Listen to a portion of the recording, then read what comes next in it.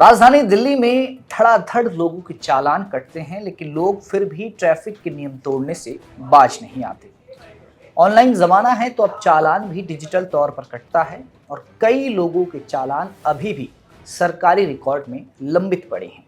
लेकिन अब उन लोगों के लिए बड़ी खुशखबरी है जो लोग चालान भरने से बच रहे हैं। आपको बता दें कि सरकार एक ऐसी योजना लेकर आई है जिससे आपके लंबित पड़े चालानों को माफ कर दिया जाएगा। जल्द ही ये योजना दिल्ली में लागू की जाएगी और सरकारी रिकॉर्ड से उन लोगों का चालान हटा दिया जाएगा।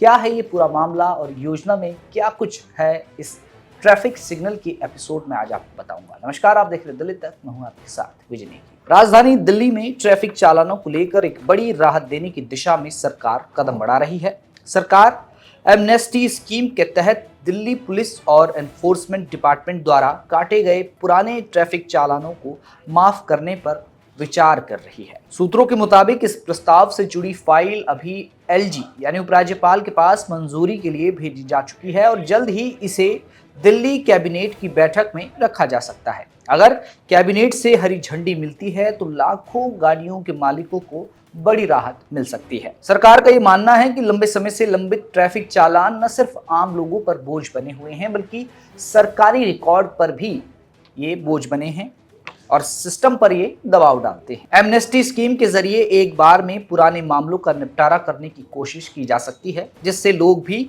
नियमों के पालन के लिए दोबारा से सिस्टम में लौट सकेंगे। क्योंकि कई बार ये होता है कि कई लोग लगातार ट्रैफिक का नियम लगातार तोड़ते हैं और जब उनके चालान पेंडिंग होते हैं तो उनके जहन में यही बात आती है कि अब जब चालान कट ही रहा है तो क्यों ना इस नियम को भी तोड़ा जाए। लेकिन अगर सरकार इन लोगों के चालान माफ कर देती है तो हो सकता है कि लोग एक बार फिर ट्रैफिक नियमों का पालन करना शुरू कर दें।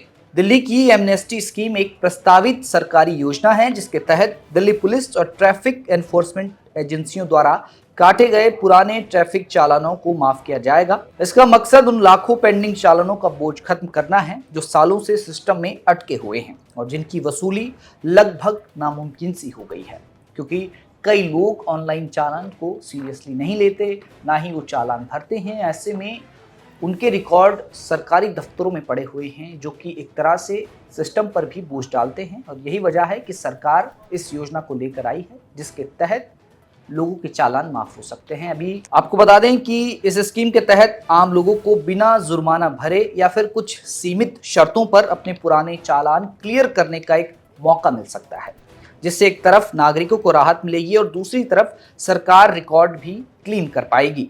फिलहाल ये प्रस्ताव फाइल के स्तर पर है जिसे उपराज्यपाल और दिल्ली कैबिनेट की मंजूरी के बाद ही लागू किया जाएगा। हालिया दिनों की बात करें तो दिल्ली में बढ़ते वायु प्रदूषण की वजह से सरकार ने रफ्तार और सख्ती दोनों बढ़ाई हुई है।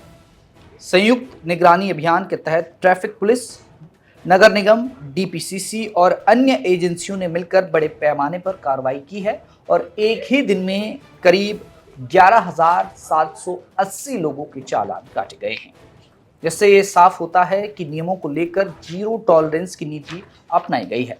वहीं दिल्ली में आपको बता दें कि मौजूदा समय में पीयूसी सर्टिफिकेट भी ज़रूरी किया गया है और जिन गाड़ियों का पीयूसी सर्टिफिकेट नहीं है उन्हें दिल्ली के किसी भी पेट्रोल पंप पर पेट्रोल या डीजल नहीं दिया जा रहा और यही वजह है कि अब लोग नियमों को ज़्यादा फॉलो कर रहे हैं, क्योंकि दिल्ली में मौजूदा समय में प्रदूषण के हालात काफ़ी ख़राब हैं। इसी को लेकर सरकार ने ये नियम बनाया है कि पीयूसी सर्टिफिकेट हर गाड़ी के लिए ज़रूरी है अगर उन्हें किसी भी पेट्रोल पंप से ईंधन चाहिए।